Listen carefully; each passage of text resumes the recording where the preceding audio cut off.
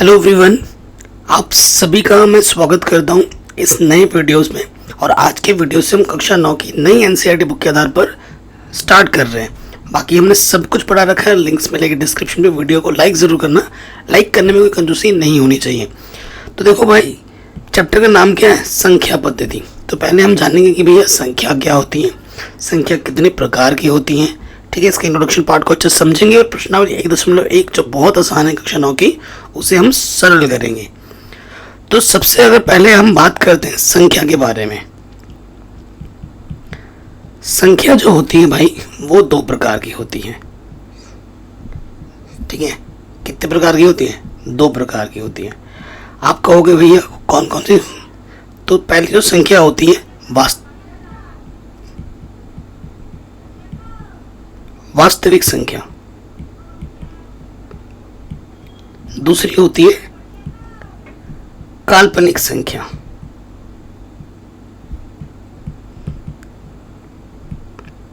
ठीक है, एक आपकी वास्तविक संख्या, दूसरी आपकी काल्पनिक संख्या। वास्तविक संख्या ना, ये मेनली 2 प्रकार की होती है जिसके बारे में हमें सिलेबस में पढ़ना है। 1, 2। काल्पनिक संख्या आपके सिलेबस में नहीं है। काल्पनिक संख्या कक्षा 11-12 से स्टार्ट होती है। ठीक है, क्या होती है वो मैं आपको बता दूंगा। वास्तविक संख्या में 2 प्रकार की आपको पढ़नी है, वो है परिमेय संख्या। भाई एक संख्या क्या होती है? परिमेय संख्या। दूसरी आपकी होती है अपरिमेय संख्या। ये आपको मैं डिटेल में समझाऊंगा। बेसिक अच्छे से समझ लीजिए, प्रश्नावली तो बहुत आसान है। ठीक है, अभी मैं परिमेय अपरिमेय को समझाने से पहले कि भैया काल्पनिक संख्या होती क्या है उसके बारे में थोड़ा जान लेते हैं। ठीक है, अगर मैंने आपको एक प्रश्न दे दिया, मैंने यहाँ पर लिख दिया हल कीजिए। एक प्रश्न में दे रहा हूँ, आपको खुद ही आइडिया लग जाएगा। मैंने यहाँ पर प्रश्न लिखा है कि इसको सरल करो, x² + 1 = 0। इसको ना हल करना है आपको। आप क्या करोगे भैया, ये तो एकदम आसान प्रश्न दे दिया आपने। ये प्लस का 1 इधर आ गया, माइनस हो गया। मैंने कहा ठीक है। आप क्या कहोगे भैया, अब तो मैं वर्गमूल ले लूँगा, प्लस माइनस √-1 जो भी होता है उसका वर्गमूल लग जाता है, अंडर लग जाता है। अब आप कहेंगे अरे भैया ये क्या आ गया? अब क्योंकि 1 का वर्गमूल तो बाहर आ जाएगा, 1 का वर्गमूल एक ही होता है, लेकिन इस चिन्ह के अंदर आ गया है, वर्गमूल के अंदर क्या आ गया भाई? नेगेटिव आ गया, माइनस आ गया। तो ये इसका वर्गमूल आप नहीं निकाल सकते। ये निकलेगा, आयोटा कहते हैं इसको, कक्षा 11 में आप सीखोगे। तो आप कहोगे इसका हल संभव नहीं है, मतलब वास्तविक हल संभव नहीं होता इसका काल्पनिक हल संभव है। ठीक है, इसका वास्तविक हल संभव नहीं है। तो यही होता है आपका काल्पनिक संख्या, यहाँ से इंट्रोड्यूस होती है। ठीक है, ये डिटेल में नहीं जाते, वो हम कक्षा 11 में सीखेंगे, चैप्टर नंबर 5 गणित में। अभी हम आ जाते हैं मेन चीज। पहली जो चीज हम सीखेंगे डिटेल में वो है परिमेय संख्या। ठीक है, इस पर अभी क्वेश्चन भी आएंगे ढेर सारे। परिमेय संख्या, तो परिमेय संख्या क्या होती है? परिभाषा में आपको लिखा दूं, वह संख्या जो P/Q अंश बट्टे हर के रूप में लिखी जाती है, जहां पर Q का मान 0 नहीं है, वह P और ये जो Q है ऊपर पूर्णांक हो। अब पूर्णांक क्या होता है ये आपको पता होगा, नहीं पता तो भी मैं बताऊंगा। पूर्णांक हो, ठीक है, वो संख्या जो जिसे हम P/Q के रूप में लिख सकते हैं, बट्टे वाला 0 ना हो, P और Q पूर्णांक हो। ठीक है, तथा HCF अगर आप निकालोगे P और Q का, तो क्या होना चाहिए? 1 होना चाहिए। ये बहुत बड़ी चीज ध्यान है। ठीक है, कई बच्चे सोचते हैं अंश बट्टे हर के रूप में तो परिमेय संख्या होगी। नहीं, सभी शर्तों को मानना बहुत जरूरी है। वो P/Q के रूप का भी होना चाहिए, बट्टे में 0 भी नहीं होना चाहिए। मैं भी उदाहरण दूंगा सबका।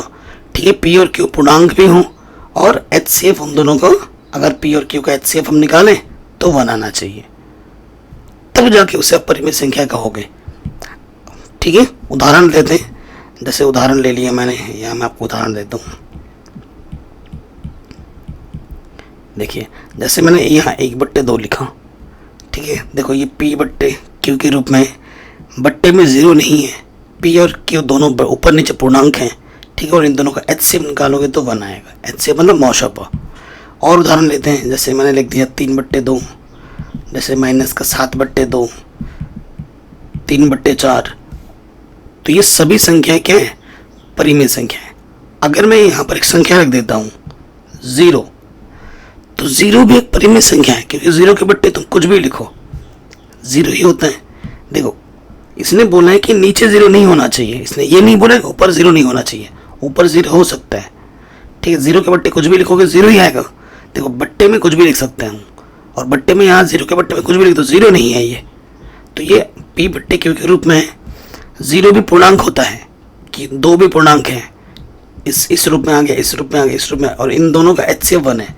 0 और 2 का एचसीएफ 1 होता है, ठीक है। 0 का किसी भी संख्या के साथ अगर आप एचसीएफ निकालो तो 1 होता है, ये अपने दिमाग में डाल लो, ठीक है, ये चीज़ जान लीजिए।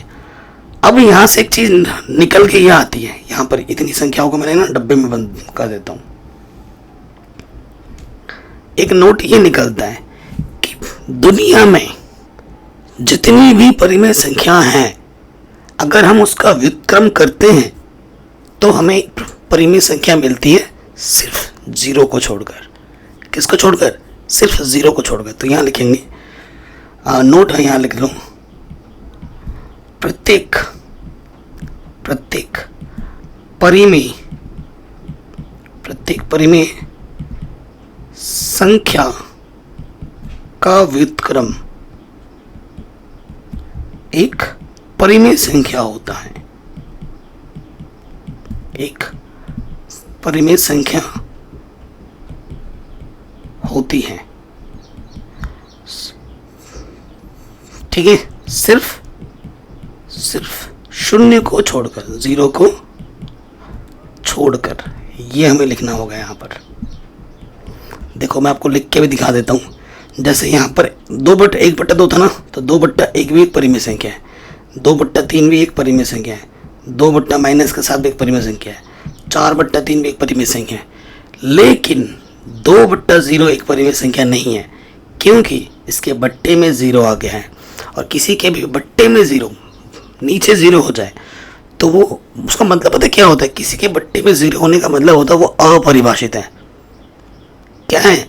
अपरिभाषित, मतलब ऐसा हो ही नहीं सकता। तो इसी वजह से ये क्या हो जाएगी?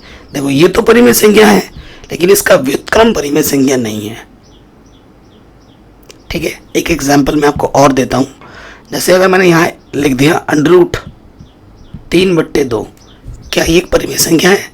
तो कई विद्वान क्या बोलते हैं, सर ये p/q के रूप में है, बट्टे में 0 भी नहीं है, तो ये परिमेय संख्या है। थामो, यहाँ क्या लिखा है? p और q पूर्णांक हो, 2 तो भैया पूर्णांक है, क्या √3 पूर्णांक है? नहीं, √3 एक अपरिमेय संख्या है, ठीक है। वो मैं भी आपको समझाऊंगा डिटेल में। पूर्णांक क्या होता है वो तो जानते हो ना, तो उससे आइडिया लग गया कि भैया यहाँ तो पूर्णांक नहीं है, ऊपर और नीचे पूर्णांक का होना अनिवार्य है, ये चीज़ ध्यान रखिए, ठीक है। तो भैया इससे ये पता चलता है कि ये वाली जो संख्या है वो परिमेय संख्या नहीं है, ठीक है। अब आपको कुछ और बताने से पहले, ठीक है, थोड़ा सा प्राकृतिक संख्या क्या होती है, पूर्ण संख्या क्या होती है, इनके बारे में बता देता हूँ, ठीक है। सबसे पहले हम बात करते हैं प्राकृतिक संख्या, ठीक है। परिभाषा याद रहे ना रहे कि संख्या क्या होती है ये पता होना चाहिए। प्राकृतिक संख्या को हम n से दर्शाते हैं। जितने भी काउंटिंग नंबर्स हैं, जैसे ये एक माइक है, एक बोतल है, ठीक है, ऐसे 1 2 3 बोलते हो ना, ये तो नहीं बोलते -1 -2 बोतल, ऐसा बोलते हो नहीं। तो प्राकृतिक संख्या क्या होती है?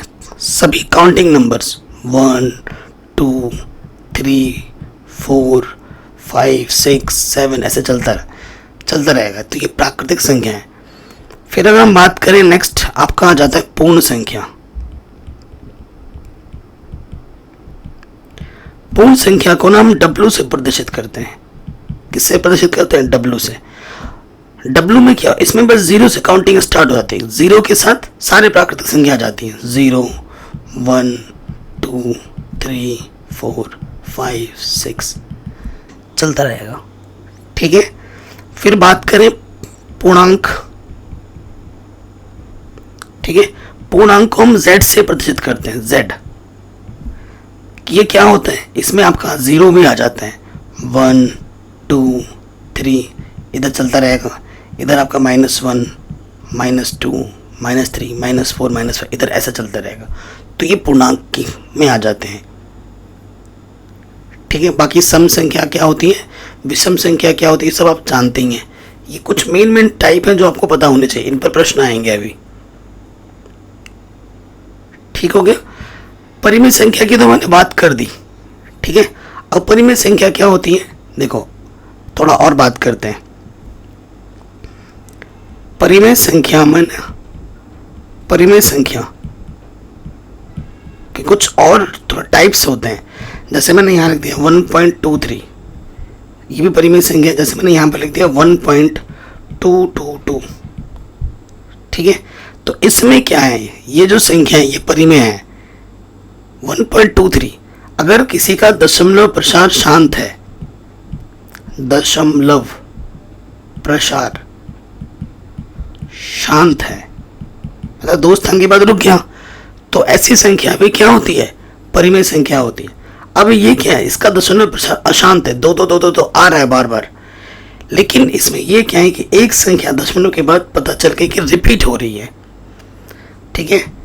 देखो यहाँ पर क्या है, इसका जो दशमलव प्रसार है अशांत है, अशांत है और क्या है, आवर्ती है।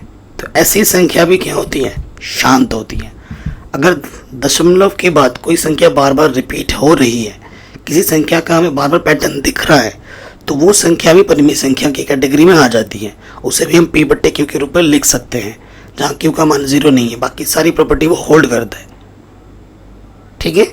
ये लिखवा दे रहा हूँ क्योंकि इससे प्रश्न बन सकते हैं, मैं कोई ऐसा आपको नॉलेज भरपूर दे रहा हूँ, ठीक है। परिमेय संख्या थोड़ा इसमें और मैंने ऐड कर दिया, तो आपका कॉन्सेप्ट एकदम स्ट्रांग बन गया है यहाँ तक। अब सर आपने तो परिमेय अच्छे से समझा दिया, अपरिमेय क्या है, आपने तो अपरिमेय के बारे में कुछ नहीं बताया। सो देखो भाई, यहीं पे देख लो, अगर मैंने एक संख्या यहाँ लिख दी 1.23010205123007 ऐसे ये चल रहा है, तो ये क्या है, ये जो संख्या मैंने लिखी अभी, ये जो संख्या मैंने अभी लिखी, देखो दशमलव के बाद चला जा रहा, कोई संख्या के पैटर्न दिख रहे तुम्हें, कोई पैटर्न नहीं है। ये क्या है, अशांत व अनावर्ती है,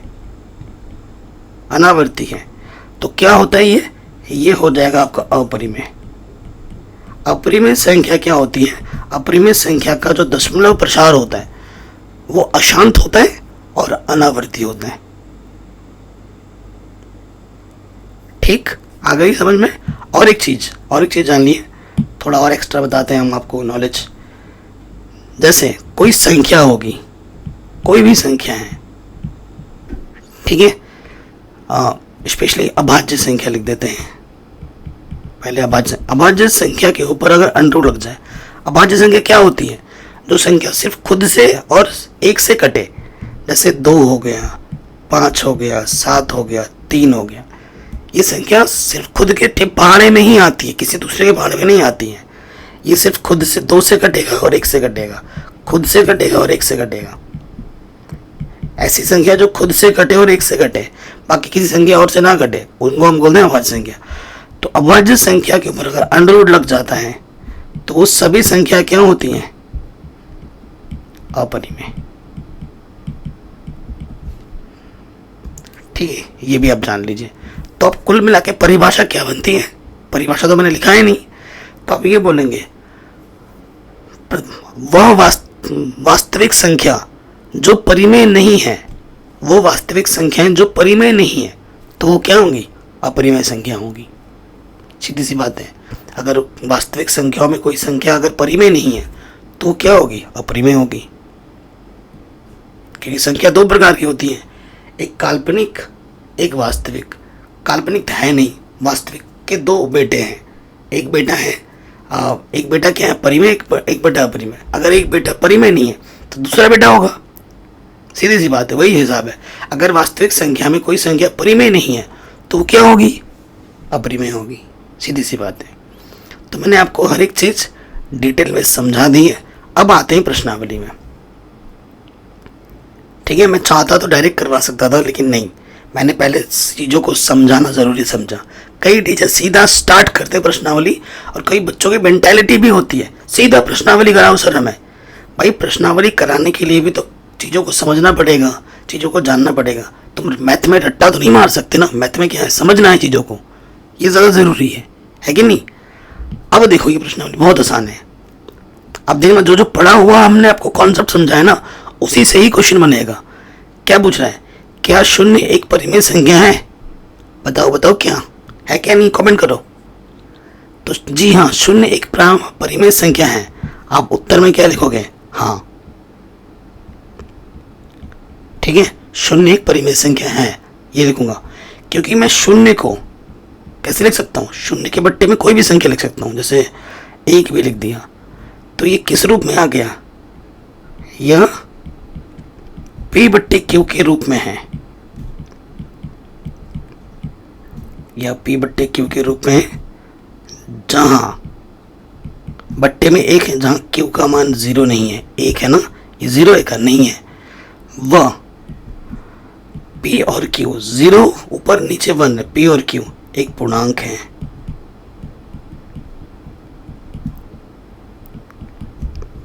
तथा अगर हम HCF निकालें 0 और 1 का, तो कितना आएगा? 1। ये जो स्टेटमेंट है ना, ये कक्षा 9 में नहीं लिखा जा रहा है, लेकिन भैया कक्षा 10 में ये ज़रूर लिखा जाएगा। देखो यहाँ पर इस क्वेश्चन में भी नहीं बोला, बस यहाँ तक बोला है, बट ये स्टेटमेंट भी बहुत ज़रूरी होता है। ये मैं अपनी तरफ से ऐड करवा दे रहा हूँ, ठीक है। HCF लॉसपा मॉसपा क्या होता है, कक्षा 10 में तो क्वेश्चन भी आएंगे इस पर, अपने कक्षा छोटी कक्षा में सीखा भी हो। अगर नहीं आता तो मुझे कमेंट कर देना, लॉसपा कैसे निकाला जाता है, मॉसपा कैसे निकाला जाता है, कितने विधि हैं, सब पर एक वीडियो अलग से बना दूंगा, ठीक है। आप हुक्म करो, बन जाएगा वीडियो। अब आते हैं अगले क्वेश्चन में। कह रहे हैं 3 और 4 के बीच 6 परिमेय संख्याएं ज्ञात कीजिए। तो सबसे आसान तरीका मैं बता रहा हूं। देखो 3 और 4 के बीच इतनी संख्याएं हैं, कोई भी दो संख्या ले लो आप भाई, किसी भी दो संख्या के बीच अनगिनत परिमेय संख्याएं और अनगिनत अपरिमेय संख्या होती हैं। सिर्फ 3 और 4 के बीच इतनी संख्याएं मौजूद हैं कि हमारी जिंदगी, आपके पापा की जिंदगी, पूरे दुनिया वालों की जिंदगी खत्म हो जाएगी, लेकिन इनके बीच इतने नंबर हैं, हम लिखते लिखते थक जाएंगे लेकिन नंबर्स खत्म नहीं होंगे। सिर्फ दो संख्या की बात कर रहा हूं मैं यहाँ पर, और सो दुनिया में कितने सारे संख्या तो कभी खत्म ही नहीं होती। तो किन्हीं भी दो संख्याओं के बीच अनगिनत असंख्य परिमेय संख्या होती हैं, असंख्य अपरिमेय संख्या होती हैं। ये आप जान लीजिए, हमसे तो बस 6 पूछ रहे हैं। तो सिंपल जो तरीका है, क्या करना है, देखो हल में आ जाएंगे। हल में आपको क्या करना है, कितनी नहीं बोला है, 6 परिमेय संख्या है, तो कैसे करेंगे? देखो 6 परिमेय संख्या निकालनी है, चूंकि 6 में 1 जोड़ दो 7। अब जो संख्या बोली है ना, उस संख्या में उसी संख्या से गुणा और भाग करना है। स्टेप 1 में अब यहाँ 3 है और यहाँ 4 है, इसमें 7 से गुणा 7 से भाग कर दो, 7 से गुणा 7 से भाग कर दो, तो ये हो जाएगा 7 × 21/7 और ये 4 × 28/7। काटना नहीं है, काटोगे तो 3 और 4 ही आ जाएंगे। अब अतः संख्याएं, जो संख्याएं आपको निकालनी है वो लिख देंगे। 21 के बाद क्या होता है, 22/7, 23/7, 24/7, 25/7, 26/7। कितने हो गए? 3 और 2 5, 6 परिमेय बोला था ना, और ये आ जाएगा 27/7। निकल गए। अगर आपको विश्वास नहीं है मेरी बातों का, आप इनको भाग दीजिए, आप अपने कैलकुलेटर से ही भाग दीजिए। देखना इनके बीच के ही नंबर आएंगे, 3 दशमलव कुछ, 4 दशमलव सिर्फ 4 से पहले पहले के नंबर आएंगे। सारे जो नंबर होंगे ना 3 दशमलव कुछ कुछ होंगे, जो कि 3 और 4 के बीच में उपस्थित होते हैं। तो ये सबसे सिंपल मेथड है 6 परिमेय संख्या निकालने का। 6 क्या 1000 भी बोलते तो भी ऐसे ही निकाल दे, सबसे सिंपल मेथड है। और एक तरीका भी है, इन दोनों को जोड़ो आधा करो तो वो लंबा चला जाता है काफ़ी, लेकिन इससे आसान मेथड नहीं मिलेगा। ठीक है, आप इसको थोड़ा अच्छे पे में लिख सकते हैं। यहाँ पे लिख सकते हैं चरण वन। चरण वन में जितना बोलेगा उसमें एक जोड़ देना है। उसके बाद जो संख्या आपके पास उस संख्या में उस संख्या से गुणा और भाग करना है। 7 आया था तो ये मिला, और इनके बीच में फिर जितनी संख्याएं पूछी जाएंगी वो लिख दो। ये हमें हमारा उत्तर मिल गया। ठीक है, अब देखिए ये संख्या बोला है, इसके बीच हमें कितना निकालना है? 5 परिमेय संख्या निकालनी है। तो क्या करेंगे? स्टेप 1 में चरण 1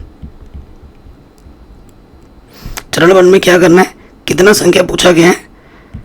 5, तो 5 + 1 यानी कि 6 हो गया। फिर चरण 2 में आ जाओ, स्टेप 2 में।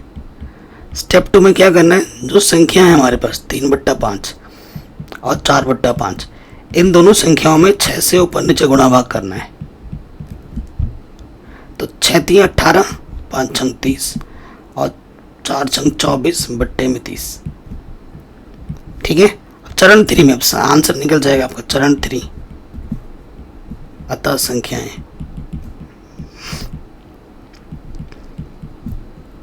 क्या हो जाएगी? संख्याएं 18 के बाद आता है 19/30, 20/30, 21/30, 22/30 और 23/30। ये 5 संख्याएं आपको आराम से मिल गई। ठीक है, ये जो संख्याएं वो इनके बीच की हैं। है कि नहीं आसान? मैं जो कुछ भी पढ़ाता हूँ बहुत ही सिंपल वे में पढ़ाता हूँ अब। ठीक है, एकदम सिंपल, आराम से हो गया। आखिरी प्रश्न में आ जाते हैं। हमसे क्या बोला जा रहा है? हमसे ये बोला जा रहा है नीचे दिए गए कथन सत्य हैं या असत्य हैं? कारण सहित उत्तर दीजिए, सही गलत बताना है। कह रहे प्रत्येक प्राकृतिक संख्या एक पूर्ण संख्या होती है। प्रत्येक प्राकृतिक संख्या क्या है? देखो मैं आपको समझाता हूँ। प्राकृतिक संख्या हमारे पास हुआ 1 2 3 4 5 ऐसे चलता रहेगा, और पूर्ण संख्या को डबल से दिखाते हैं, इसमें 0 1 2 3 4 ऐसे ये सब चलता रहता है। हमें बोल रहा है कि प्रत्येक प्राकृतिक जो संख्या है वो पूर्ण संख्या होती है। देखो, एक पूर्ण संख्या में बिल्कुल है, 2 है बिल्कुल है, 3 है बिल्कुल है, 4 है बिल्कुल है, 5 है बिल्कुल है। मतलब जितनी संख्या प्राकृतिक संख्या में है वो सब के सब पूर्ण संख्या में आ रही हैं। तो प्रत्येक प्राकृतिक संख्या एक पूर्ण संख्या होती है। जी हाँ, कथन बिल्कुल सत्य है, दिखा दिया मैंने आपको। अब इसमें क्या बोल रहा है? प्रत्येक पूर्णांक एक पूर्ण संख्या होती है। प्रत्येक पूर्णांक एक पूर्ण संख्या होती है। अब देखो मसला क्या है, यहाँ पर पता लग जाएगा आपको। देखो पूर्णांक z की बात कर रहे हैं, जिसमें 0 1 2 3 -1 -2 ये सारी संख्याएं होती है पूर्णांक में। और पूर्ण संख्या क्या होती है? 0 1 2 3 4 ये सब। अब आप कहोगे 0 यहाँ है, 0 यहाँ पे भी है भाई, लेकिन -1 इधर है, कहाँ है यहाँ पे -1? पूर्ण संख्या में माइनस के होते नंबर्स? नहीं होते, तो ये सब छूट जाएंगे। तो ये कथन क्या हो जाएगा? असत्य। कि भैया प्रत्येक पूर्णांक पूर्ण संख्या नहीं होता, ये कथन गलत है। ठीक है, अगला है प्रत्येक परिमेय संख्या एक पूर्ण संख्या होती है। प्रत्येक परिमेय संख्या पूर्ण संख्या होती है। कथन को गलत बताने के लिए सोचना गलत वाला है, क्या कोई गलत हो सकता है, ये आपको सोचना है। ठीक है, सो मैंने यहां लिख दिया -2/7। तो देखो ये एक परिमेय संख्या जो मैंने अभी लिखा, लेकिन जो -2 है, -2 एक पूर्ण संख्या नहीं है, पूर्ण संख्या नहीं है। अब ये क्या बोल रहा है कि प्रत्येक परिमेय संख्या एक पूर्ण संख्या होती है, तो कथन क्या हो गया? गलत, असत्य। तो पहला स्टेटमेंट सही है, बाकी के दोनों गलत हैं, असत्य असत्य हैं। तो आप खुद बताइए, जो भी मैंने आज पढ़ाया आपको समझ में आया कि नहीं? अगर आपने ध्यानपूर्वक सुना होगा तो आपको एक ही बार में आ गया होगा। अगर फिर भी थोड़ा बहुत कहीं पर डाउट हो तो एक बार वीडियो को ज़रूर देखें। ठीक है, और मैथ में क्या है ना, अगर हम रिवाइज करें, थोड़ा प्रैक्टिस करें, एक दो बार और पलट के देखें, चीज़ों को समझें, तो हमें आ जाएगा। मैथ मांगता है आपसे प्रैक्टिस, रिवीजन, और जितना प्रैक्टिस और रिवीजन करोगे आप उस सब्जेक्ट में उतना बेहतर बनते जाओगे। बाकी मैंने सब कुछ बना रखा है भाई, लिंक्स मिलेंगे डिस्क्रिप्शन पे। और इस वीडियो को हर जगह शेयर करें, और अगर आप हमारे चैनल पे नए हैं तो सब्सक्राइब करें। जय हिंद, मिलते हैं नए वीडियो में।